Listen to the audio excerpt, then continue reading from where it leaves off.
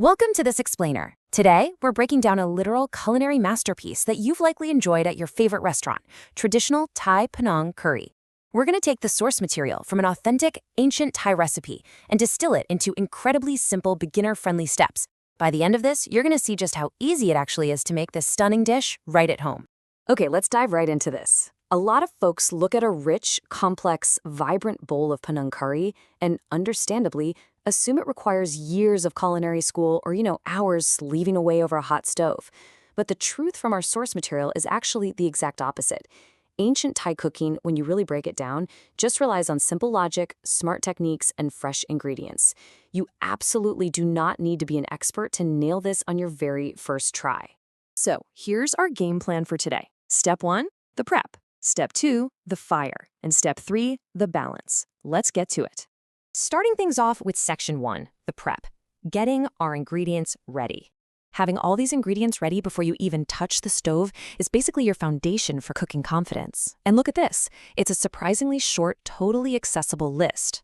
We've got pork loin, red spur chilies, kaffir lime leaves, store-bought Panang curry paste, palm sugar, fish sauce, and 100% pure coconut milk.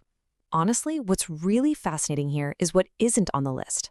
Authentic, ancient-style Panang focuses purely on the meat and the aromatics. There are no extra vegetables crowding the pan. It's just a remarkably focused, straightforward lineup. Now, when you're prepping your pork loin, technique is quite literally everything. Step 1, look really closely and observe the natural lines, the grain, running through the meat.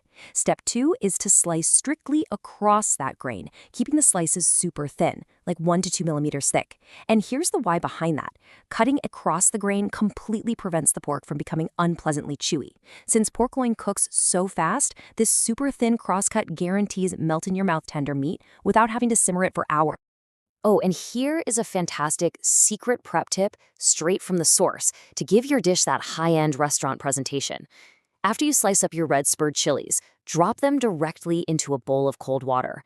As they soak, they're naturally going to curl up into these beautiful, elegant little shapes. Meanwhile, take your kaffir lime leaves and slice them into paper-thin, hair-like strands. It's not just for looks, though. Slicing them that finely actually maximizes the release of all those incredible, citrusy essential oils. Moving right along to Section 2, the fire, the no-oil secret. Now, what's really interesting about this slide is the major culinary twist that completely separates the ancient method from the modern one. You see, the modern, and let's be honest, often rushed method, involves frying your curry paste in standard cooking oils, like vegetable or canola oil. But the traditional ancient approach, it uses absolutely zero extra cooking oil, none. Instead, you fry the paste in the natural oils that separate directly from the pure coconut milk itself. It's the ultimate secret to extracting that massive, authentic flavor. Let's walk through the pan's progression logically, so you have a super clear mental map of the exact visual cues you're looking for. At 0 minutes, you add your pure coconut milk to the pan over medium heat and just let it boil. Around the 3-minute mark of continuous stirring, you'll see the milk thicken up and clear oil will actually begin to separate and pool on the surface. Once you see that oil at minute 5, bam, that is when you drop in your Panang curry paste, frying it directly in that incredibly fragrant coconut fat. Finally, around minute 8, once that paste is smelling amazing, you add your sliced pork and let the whole thing simmer. When you fry the paste this way, this beautiful chemical reaction happens. The source describes how this thick, red oil bubbles right up to the surface. It creates this intensely rich, vibrant layer of aromatic oil floating right at the top of your pan. When you see that red oil rising, that's it. That is your visual signal of success.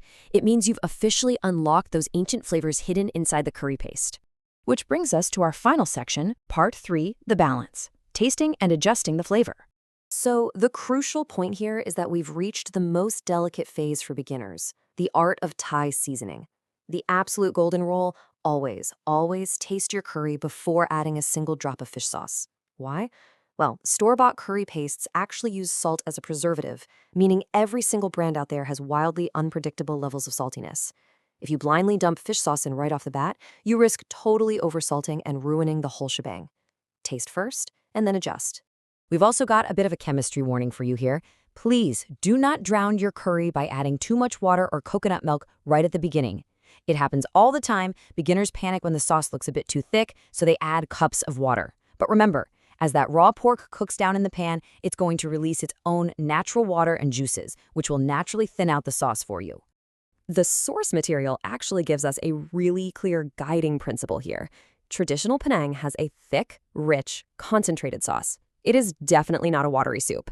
The Thai term for this perfect consistency is Khluk-Khlik, which basically means there's just enough thick sauce to beautifully coat the meat.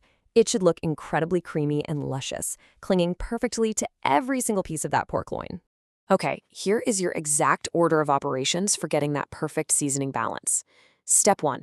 Wait until your thinly sliced pork is about 80% cooked through. Step 2. Add your palm sugar, but do it sparingly. Remember, the rich coconut milk and the pork itself are already giving you a beautiful baseline of natural sweetness. And finally, step 3, gradually add your fish sauce to taste.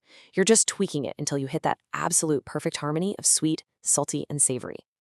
And this brilliantly illustrates how just a few final aromatic touches bring the entire dish to life. You take those finely sliced kaffir lime leaves, rub them just a tiny bit between your fingers to release the very last of their oils, and stir them directly into that hot pan right before you kill the heat. Serve it up in a bowl and garnish it with those gorgeous curled red chilies we soaked earlier. When we zoom out and look at the source material, it's just amazing how wonderfully accessible this all is. Mastering traditional Thai Panang isn't some culinary magic trick. It's literally just a series of simple, logical steps. You start with smart, organized prep, you apply the clever technique of using natural coconut oil instead of vegetable oil, and you finish with the patient, careful balancing of your salt and sugar. By following these steps, you are absolutely guaranteed to make a restaurant-quality, vibrantly colorful, and ridiculously flavorful traditional Thai curry right in your very own kitchen. It really is that easy when you know the secrets. So, with Panang curry comfortably under your belt, what traditional Thai dish will you conquer next? Keep exploring, keep cooking, and we'll see you next time.